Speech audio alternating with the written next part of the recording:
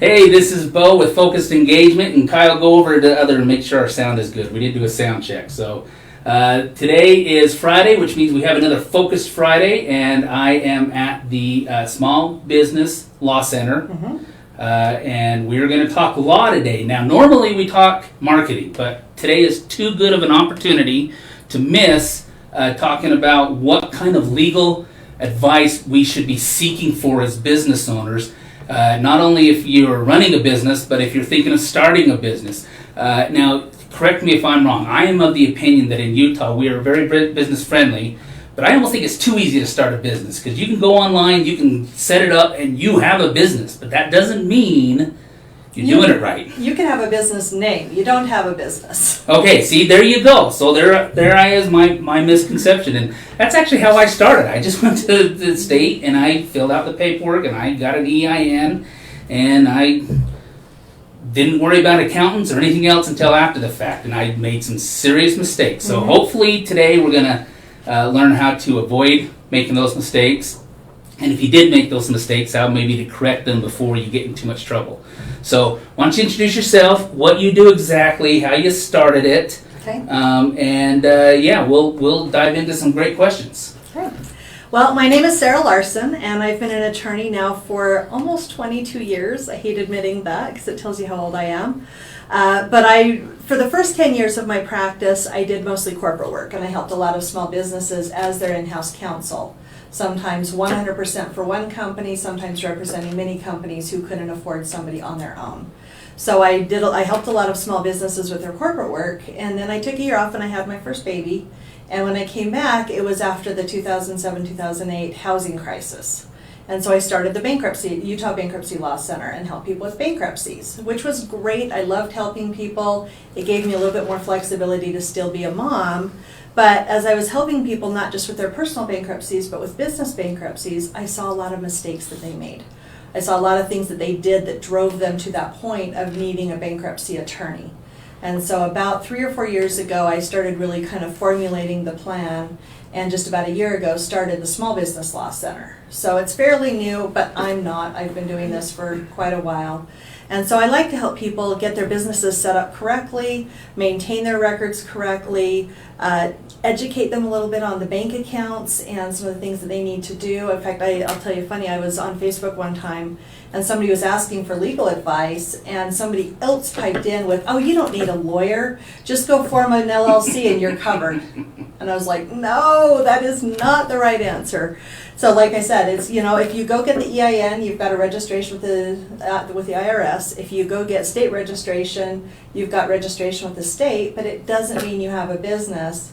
And no matter what you name it, if you don't maintain it, it might as well just be you doing business as yourself because you've got the same liabilities and obligations. Okay. So when I started, I consider myself a serial entrepreneur. I have run a business in one form or another. Now that I heard this, probably not accurately, since about 2000. Okay. So now when I started what I do now in 2016, that's what I did. I went and started an LLC and got my EIN. I got a separate bank account, so at least I did that right. I hope. That right. So, but that really was the extent of it. And about 2 years into it, I really started talking to. I still actually have not talked to the attorneys too often. Right. And I know I should, and I know all small businesses should. And it's one of those things that we think, wow, I can't really afford it. But I think really the thought should be, can you really afford not to? So tell me what I did wrong by what I just told you. How should I have started? If you're thinking of starting a business, okay, what should be the first steps before you ever even register your business name or get your EIN? Well, as crazy as it sounds, and this is on a more practical, not a legal perspective, have a long-term plan. What type of business is this? Are you just opening up you're going to become an affiliate in a network marketing company and sell some products to some people because you like them and you like to talk to people about it? Are you trying to start a podcast? Are you trying to start something that you hope to grow to be a Fortune 500 at some point? You need to know where you're headed because that's really going to define where you go from here. Getting the EIN, actually I do after I do a business name search. Because if you want a business that is just going to be you, it's going to be all about what you do, and you never hope to sell it to anybody else, the name doesn't matter so much as long as the name's available with the state of Utah. But if you want something that you want to grow to at least national presence, and if not global presence, you've got to have web presence, and you know all about this.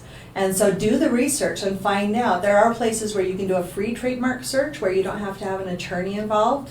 Find out if somebody else has the name that you want. Find out if it's registered as a trademark or as some sort of a copyright that you can't copy. Maybe here in the state of Utah, they'll never notice you. And in fact, I hope I'm not stepping on toes to say this, but Comic-Con, the Salt Lake Comic-Con did that. While they were just here local in Salt Lake, nobody really bothered us. As soon as they went down and started advertising at the San Diego Comic-Con, they blew a gasket, sued them, and made them change their name. There's only so much growth you can do if somebody else is using your name. And one of those things is get the domain. If that domain name is not available, more than likely you probably shouldn't be using that name. So find a name that is available, that is not trademarked, that you can get a domain, or at least something close. Utah Bankruptcy Law Center's acronym, of course, is UBLC.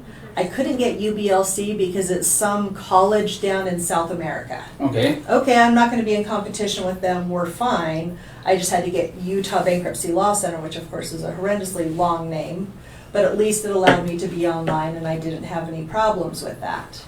But I had another friend who started a pest control company, and the name he was using, when they finally did a search, he'd been running it for years, and when he said, well, I want to start growing this, they said, well, you can't go outside of Utah with this because other people are using something similar. So he had to rebrand his entire company. Which is expensive. Which is very expensive, Yes. especially when you start having that market confusion of people not knowing, well, I thought I was calling this guy, but now it has this other name attached. I don't know who I'm calling, maybe I better go with somebody else. You can actually lose clients that way. Yeah, absolutely. So finding a name, finding the, make sure the domain or some aberration of the domain is available to you, and who is using the actual domain is not somebody in competition with you, that it's a completely different industry or something, and especially if they're global, then you could be fine. And then find, looking for the trademarks, make sure that this is something that can go national. And then along the way, one of the things you want to do when you find that name is get it trademarked so nobody else can do this to you. Okay, that was going to be my next question, because like for my name, I have done trademark search, because I just go to, trademark.gov or the U.S., Department of whatever does it, and I've looked for my name, and, it's never been, and I do the same with copyrights, right? So first of all, how accurate a search is that? I've always assumed fairly accurate, because that is the government that, holds the database. It's fairly accurate. You might find some, I don't want to say cross-contamination, that's not the word I'm looking for, but you might find somebody who has something similar. Okay. And you might take a look at it and think, oh, we're far enough different, it's not going to be a big deal. But they might not think that. That's where the attorneys come in. So if you do a search and there's nothing, you're pretty clear. It's still, it would never hurt to pay an attorney a couple $100 to do the search himself and get a legal mind behind it, basically signing a piece of paper saying, as far as I can tell, your name is clear, you should be fine. But yeah, do the search, just, the free searches, like I said, at least find out. If you pull it up and it's got somebody using that name already, find a different name. I mean, right off the bat, even if it's your own personal name, I hate to say that, but you may not have your personal name available as a brand. And so you may want to, I've got a friend up in Toronto, Canada, who is Trainer Jane. Jane is such a common name, she can't just use Jane, but Trainer Jane was available. So she's trademarked Trainer Jane, and nobody else out there can really be Trainer Jane except for my friend in Toronto, Canada. So find something that really works for you, and then like I said, make sure you say, get the domain right there on the spot.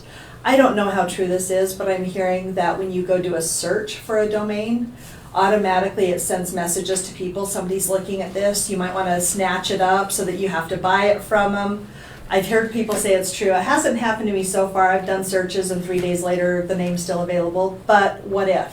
What if you had that perfect name and you lost it because you waited for 3 days? Yeah, I have heard that too, and really where that comes from is it's the domain company that you do the search for if they see that name searched a lot, the theory is that they snap it up. Yeah. So, and I honestly don't know how to. I'm with you. I do searches all the time. I buy domains just because I think, oh, that's a clever domain name. I don't even have a use for it right now, but I like that domain name, and I'm gonna buy it, and then maybe I'll use it later, or maybe I won't. So I've had probably 30 to 40 domain names in my life. Right now, I think I've got about 21 registered under my name. Because some of them, like you said, I had an idea with it, and it's like, I'm not gonna do that after all.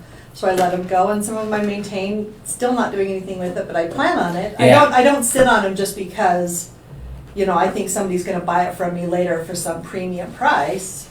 And in fact, I let one of mine go, and then I actually regret it and tried to go buy it. Somebody else had snatched it up. Yeah. So it does happen sometimes, but so as far as starting your company, we're still back at the beginning, finding that name depending upon, again, your growth. If you're just a handyman in Salt Lake City, Utah, you probably don't need anything massive because unless you're going to form a handyman company and have several people work for you, there's not that growth potential.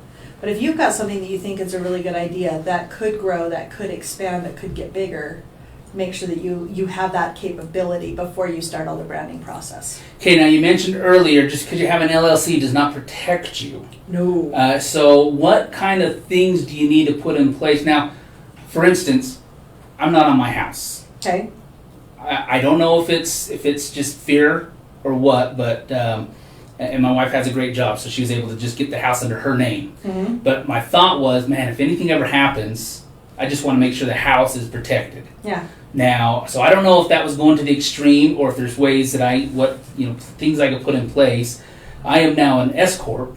Okay. But I still don't know really if that gives me any more protection per se. So if I want to make sure that I am at least personally protected, okay, what kind of suggestions do you make? Now I know if we're going for lines of credit, you have to still do a personal guarantee.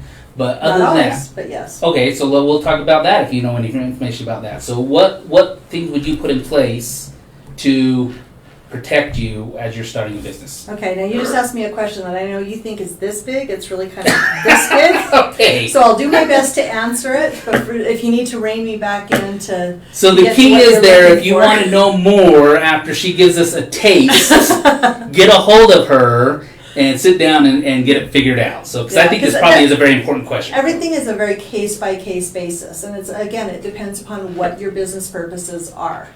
I will say point blank, I don't like S-Corps.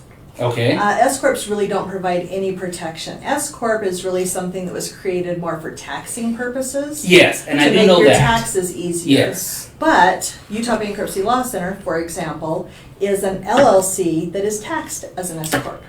So I get the LLC protections with the S-Corp tax benefits. And I believe that's how I'm currently set up. Okay. I'd have to double check with it's my accountant that did it. Yeah. Not an attorney, I know. and again, so like I said, I don't talk to attorneys as much as I probably should. I'm going to piss You off and some I accountants. need to have a conversation after this for us. I have an issue with accountants doing that. I know there's some accountants out there that are very, very, very smart. But forming a company is a legal entity, and an accountant setting up a company is kind of giving legal advice without having a legal degree. Makes sense. And accountants love S-Corps because they know what the tax benefits are. I have a friend who uses the analogy of a house. You've got 4 sides to the house. If you're missing any one side, your house is going to fall. So you need the legal side, you need the accounting side, you need and I can't remember what he has the other 2 sides, but he says, you need both. You can't have one or the other or your house is going to tip. So accountants are great. I've got some fabulous accountants I work with and send my clients to when they need help. I have an accountant myself that I use. I've never done my own taxes in my life. I always let somebody else do them because why do something that they do better? Mm-hmm. And I believe in hiring professionals for things that I don't do as well as they do. But setting up a business is, in my opinion, a legal decision that you need to make. And again, as far as how big you're going to grow. If you're going to be a big company, and if you're going to have a lot of employees and a lot of liability, a C Corp is actually your best way to go. If it's going to stay as kind of a solopreneur or a small enterprise, an LLC is usually what I would push most people to and recommend for most people. LLC stands for Limited Liability Company. The whole purpose of why it was created is to protect the liability of the owners of the LLC. And if the LLC is maintained correctly, they are protected from that. So if somebody, let's say you make a nutraceutical, some sort of ingested, substance, and somebody takes it and has an adverse reaction and ends up in the hospital, and so they sue the company. If it's just a solopreneur, if you're just mixing up stuff at your house, or if your business is not set up correctly, and they find out the company doesn't have any assets, they're coming after you directly. But if the LLC is set up correctly and maintained correctly, there's that barrier that prevents them from getting to the next level. They might be able to tap into all the assets of the LLC, whatever that might be. They can't get beyond that to the owners. That's what the LLC was created for. And interestingly enough, LLCs are not recognized in all states. Oh, really? Yeah, it's not everywhere. The LLCs are still a fairly new, they're still kind of feeling it out contraption, because a lot of people said, I'm not big enough to need a C Corp. I don't need all that mess of a separate tax return and everything else, but I want the protections. And so the legislature kind of says, well, what if we did this? And what if we tweaked it here? And what if, and they start playing with it. And then as people make mistakes or do something that they're like, wait, we never intended that to happen, they close in the loopholes and they start modifying it. And then as other states see what we've done, and Utah, like I said, was one of the first to get it, other people see what we're done, they're like, ooh, we kind of like that. Let's do that too. We want that for our people as well. You mentioned something earlier about Utah being very business friendly. I'm going to take a little, again, I'm not trying to piss anybody off. And that's only from my perspective, so please. Utah is business friendly as long as the business is making money, as long as they're collecting taxes. Utah is not terribly business friendly if it's a solopreneur just trying to function on their own. Can you excuse me I know this is so unusual. I'm getting a tickle. Oh, you bet. While she's not, what are we looking for? We're looking great. Okay, excellent. Sounds good. So while she's doing that, I just can say my key takeaway from what she just said is setting up or maintaining. It's not even just, probably setting up too, and I'll double check that with her, but setting up and maintaining that LLC correctly. And I'm going to try to steer her back to that, because that's what I'm very interested in knowing. What it takes to maintain that LLC. Do you like water? I'm good right now. Thank you very much. Appreciate it. So I was just saying that I want to steer you back, because you mentioned something about setting up and maintaining that LLC properly, which is what protects you. So it's not a matter, like you said, somebody says just register an LLC and you're good. So other than obviously paying the fees every year to keep your name active with the state, what does it take to maintain an LLC correctly? An LLC has to have some sort of manager or member. It can be member managed or it can be manager managed. And those people are expected to maintain records. What did the LLC do this year? Who's in charge? Who's managing this? Who's managing that? There's not quite to that detailed paperwork that has to be filed with the state, or at least maintained in the office for the state to review. But you need to know who's in charge, who's the president, who's the vice president, who's the secretary. Having a regular set of officers is a great idea. They need to have an annual meeting to discuss how things are going with the company. I'm so sorry, I have this tickle.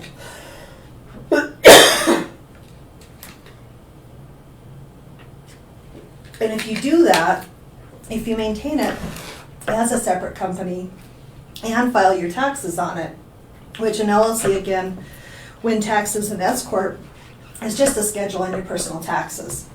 It doesn't have to be any more complicated than that. But when you do that, then it's maintained as a viable company. Okay. So tell me then, what's the difference, as far as president, vice president, all that, if you're a single member LLC as opposed to, I don't know if it's just a multi-member or if it's just called I know there's a single member LLC and then there's a regular LLC, or? You can do a single member LLC. I don't recommend it. Okay. A couple of reasons. First of all, if anything happens to you, what happens to the company? Okay. If your wife has no, and just in your case, you were mentioning your wife, if your wife doesn't have any ownership, if your kids don't have any ownership, if your brother or whoever has been helping out with it doesn't have any ownership, and you heaven forbid, something happens to you, there's nothing clearly delineated to say what happens with the company next. The company really is an alter ego of you. Okay. Now, you might have maintained it correctly for liability purposes, but you might not have that succession in place to make sure that the company can, and then I'm not just thinking your untimely demise, but if you become incapacitated for some reason, end up in the hospital for a couple weeks, who's going to keep things going so you have something to come back to? Okay. So having multiple members is a great idea, at least multiple officers. And then that's one of those things that's going to be in the corporate paperwork. Who can do this? Who can do that? Who can sign on the checks? Who can obligate the company to, a contract of some sort? Who can make the sales? Who can give a discount? You want to outline all of that so that, and again, I say brothers because every example I'm going to give is a client of mine or a story that I know from another attorney that I've talked to. Two brothers go into business together. Oh yeah, we totally get along. We're brothers, we're friends, we're family. Nothing's going to go wrong here. One brother dies. His wife now thinks she owns half the company. The brother doesn't like the wife. Brother doesn't want to work with the wife. But guess what? Nothing was in place to say what happens. Nothing was, and that's where you get into kind of estate planning, but it's kind of estate planning for businesses. You want to have very clear paperwork to say, okay, and in fact, I'll give you a great example. My dad was a brilliant man, and he was an entrepreneur. He and his business partner had set up what's called Keyman Insurance. Sure, yeah. So that, because my dad knew he did not want to be in business with his business partner's wife, and his business partner didn't want to be in business with my mom. And so they set up Keyman Insurance, and it was very clearly laid out in the paperwork that if anything happened to my dad, the partner got the business. If anything happened to the partner, my dad got the business.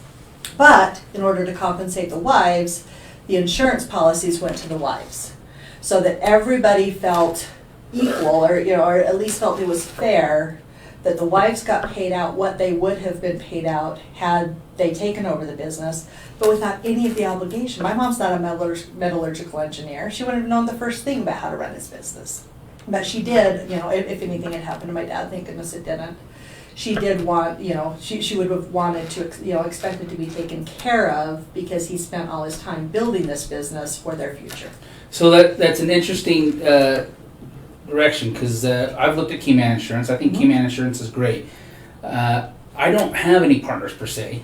Okay. And with what I do, it is very, it's taken a lot of years to get the knowledge I have. Yes. Now, my wife, she is not on the business, although it's probably something that we'll rethink about now.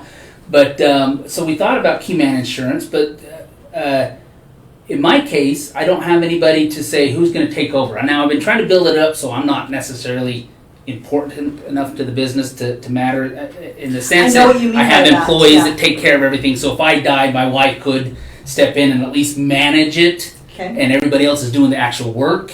But still, Keyman Insurance for me, although it would take care of my wife. In fact, when I was asking I was actually asking my insurance guy about it, and he said, well, you'd probably be better off just having a life insurance policy for her and not worry about the business. But I do worry about the business. Yeah. So in my case, where I don't have a partner to have buy me out through Keyman, what would be a good alternative for me? Well, for lack of a better way of saying it, get a partner. And I don't mean that somebody has to come in 50-50, but have a succession plan in place. If we haven't learned anything by this year with COVID and the earthquake and the windstorms and who knows what else 2020 is going to throw at us, you never know what's going to happen next. And so if you want the business to survive you, if you want your employees to be taken care of, you mentioned you've got employees, and I don't know how many, but if you want your employees to be right now, that's we're growing. But let's say you had a dozen employees and you're kind of a little mini family, as a lot of businesses are, and you don't want them to wake up tomorrow and have no job. You want them to have something to come to. You want the business to survive you, be a little bit of a legacy, if you will. Then you need a succession plan in place. Even if it's, my wife is officially the owner, but Joe is going to be the manager, and Joe's in charge, and Joe can help make decisions, because my guess is, and I don't know your wife at all, I'm not making any judgments on her, but she comes in and starts telling the employees what to do, that may not go so well. Yeah. They're going to be going, hey, wait, who we've are done you? this for how long? You don't know anything about what we do. So, and she may not want it. I mean, that would be probably the first question I'd ask, and is she ask doesn't your really wife, want you know, if anything happened to me, do you want my business? And she'll probably say, heck no. Yeah. And so you're right, maybe not Keyman, but maybe a life insurance policy will take care of her. But if you care about the business surviving you, and especially, like I said, I had my insurance broker who told me this years ago. I got some insurance on my husband, and he says, your bigger concern is not if your husband dies. Your bigger concern is if your husband becomes disabled. And you have to not only care for it, you don't get the life insurance because he's not dead yet, and you have to take care of him and your kids and be the breadwinner. You know, so some sort of long-term disability, short-term disability. I mean, you got to think through all the things that could go wrong, and this is unfortunately what attorneys do for a living, is think of all the things that can go wrong and then try to plan for them. Who will take over the business? Who will run things? You know, maybe if there's not a person ready to buy it out, maybe it's a viable business and there's not somebody ready to buy it out. Maybe your wife gets an annuity of some sort that they make payments over time, and she's got a regular income. You know, and if you're lying in the hospital and you know, not passed away yet, so she doesn't get that life insurance, having that income because your business still operates without you could be critical to the success of your family. Well, that's something great to think about. Yeah. And definitely something that I think, again, you might need to have a conversation here the next couple weeks. And I'm going to put some, you know, throw something in the other way. If anything happened to your wife, are you covered? A lot of people, and you said your wife has a job. You know, some women are lucky enough My to wife's stay a at home. firefighter. Is she really? Yes. That's impressive. So tell her kudos for me. My son wants to be a firefighter. I have strong women in my family. That's awesome. My mom was at the FBI. Mm-hmm. I served in the Marines, but my mom is the one that went to Iraq and Afghanistan. Really? Yes. Your mom did? Yes. That's impressive. So my wife is a firefighter. My youngest daughter wants to be a pilot, which is obviously something that's still a man's world to this day. I know we're getting off track, but my point, and my oldest daughter, she's in the medical field. So kind of following my wife's footsteps. Wow. I got very strong women in my family, so I'm That's very, cool. very blessed that way. Well, so. And again, knock on, this isn't real wood, but you know, let's see, the arm of the chair. Heaven forbid if something happened to your wife while she was fighting a fire. I don't know if you've got little kids. I don't know if you've got grown kids who still kind of rely on mom and dad for some advice. Maybe they haven't gotten married yet. Maybe they haven't paid for college yet.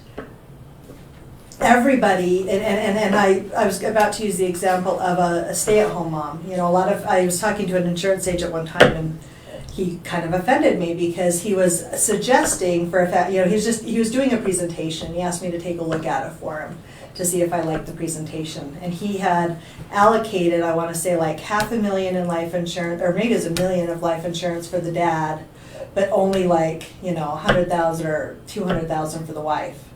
And I said, excuse me? And he says, well, she doesn't work, so there's nothing to replace as far as income. And I said, yeah, but if there's kids involved, she's maintaining the house, she's cooking the food, she's doing the grocery shopping, she's doing the, you know, getting the kids off to school, she's taking care of them after school, making sure the homework gets done. She's, you know, and I started listing off all the things, and I said, is the man prepared to take over all those duties and keep working? And he just went, oh, I didn't think about that. You know, we think of stay-at-home wives being less than, and they're really not. No.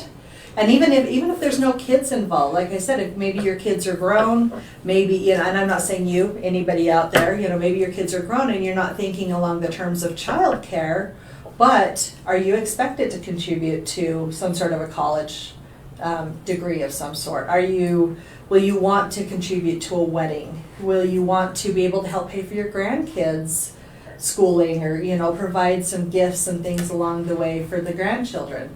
Think through, you know, and even if you're single, you know, maybe you've got a favorite sister that you've lived with your whole life, and you know, I know two sisters that live together. They split rent, you know, they split utilities, everything else, And my guess is, and I'm just throwing this one out there, they probably don't have life insurance on each other, but if one of them passed, the other one suddenly either has to go get a new roommate or do it all on her own, and so maybe you don't have to have a huge life insurance policy, but maybe, 50 or 100,000 just to make sure that your sister gets a little something until she gets back on her feet for something else. I mean, whoever it is that you care about, and it could even be your favorite charity. I mean, some people disown their children and give their money away to their dog or their charity or their, in law school we studied the craziest stories. But think through that. Do you want to leave a legacy? If you don't care about leaving a legacy, then, I guess that's up to you. But if you want to leave something behind, if you want to have something here that represents you and all of what you've created in your lifetime, think through how to do that best. Yeah, that's, we as entrepreneurs, we put our life and soul sometimes into our business. And I would guess most of us want it to somehow survive us. Yeah. So, but without thinking of how, it's just not going to magically happen. And I think most of us probably say, well, I'll just grow it to the point where, if I pass, my wife could take over or something. And that's kind of our thought process. But your wife's unless I'm alone, I may be the only one that thinks that way. I don't know, but I doubt it. So, but if it's something happening, your wife's probably grieving you. Yeah. And she has her own job. She's a firefighter. Yeah. She doesn't want to take over your business. No. She wants to keep doing what she does. So, yeah. So, and I was going to say the other thing, and again, this is my personal opinion, my personal choice. That's why Utah Bankruptcy Law Center and Small Business Law Center don't have my name in them.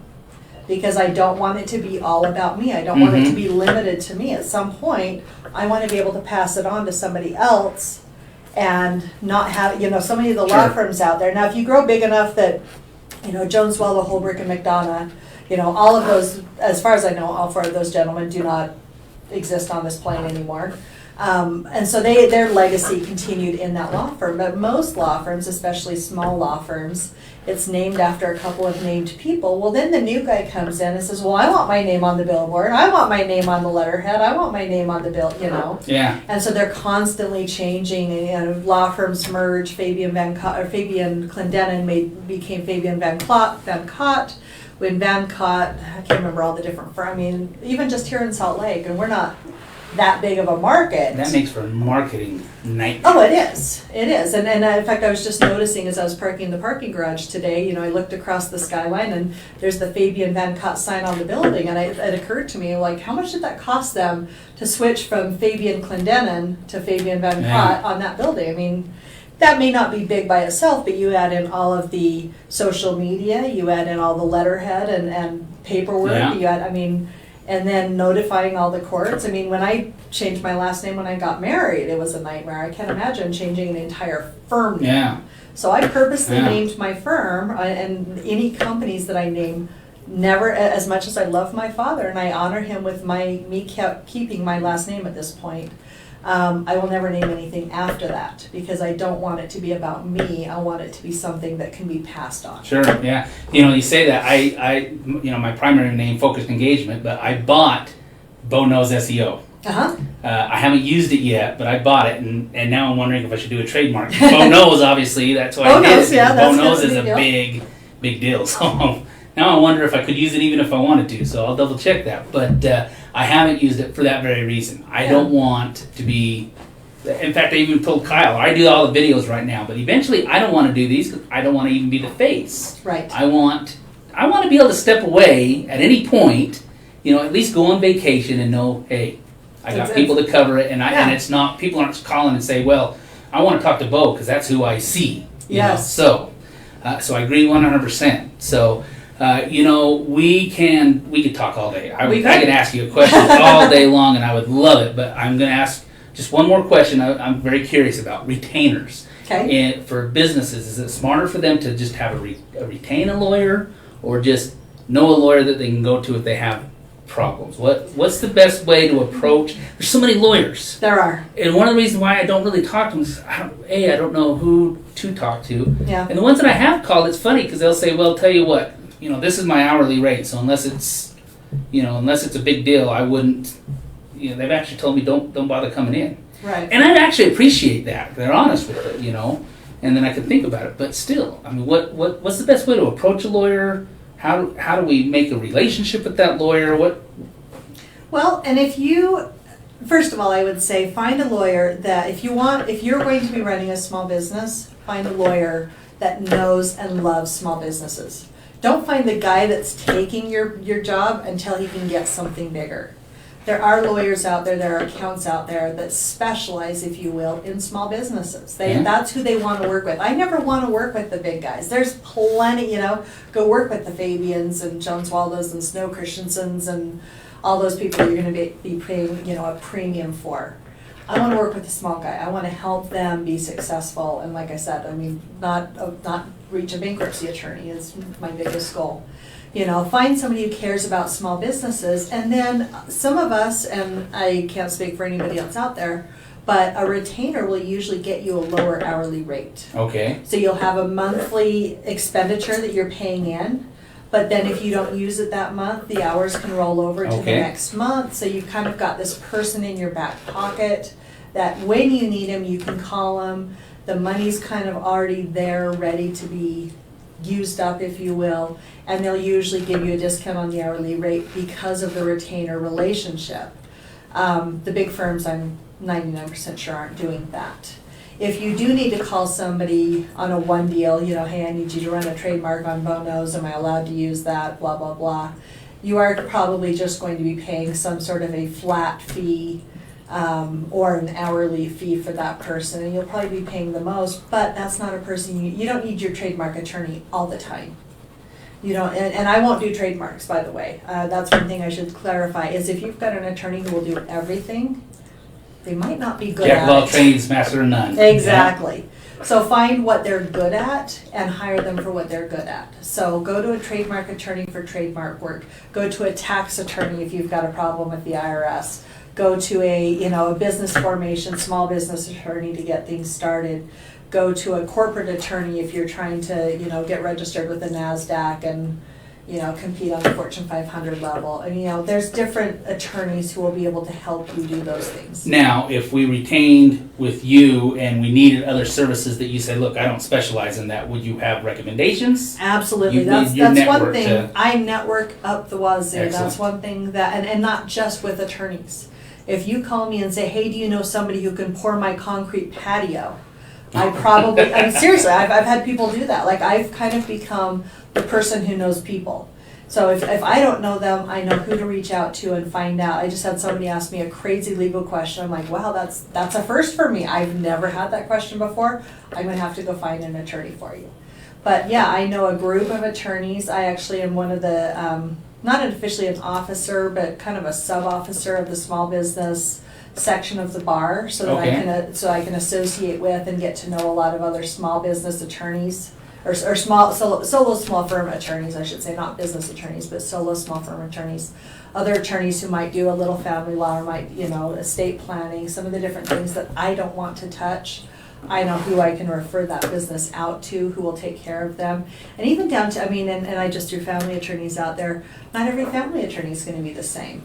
Some family attorneys are going to be, you can do most of the work yourself, I'll just review the paperwork for you to keep it at a minimum charge. Some of them want to take over, take the entire thing, and it's going to be a little bit more expensive. Some people want hand holding, some people want somebody really pragmatic. Like, you need to have a lot of people that you know to kind of say, you know what, this person's going to be the best one for you. I'll ask people a couple of questions and direct them to not just the type of person they need, but the personality of the person they need. Okay, excellent. Well, there you go. It looks like if you need a small business attorney, this is the perfect place to start. And if you have any questions about anything that I didn't ask her, obviously they can direct it right to you. What's the best way to get a hold of you? 801-335-5371 is my work phone, but you can also text message it. And I love text messages because then I can do a quick little reply. There you go. And we'll make sure we put that number in the comments so people can get a hold of you. Perfect. So, so this is Bo with Focused Engagement. Until next Friday, we'll see you. Thanks so much, guys.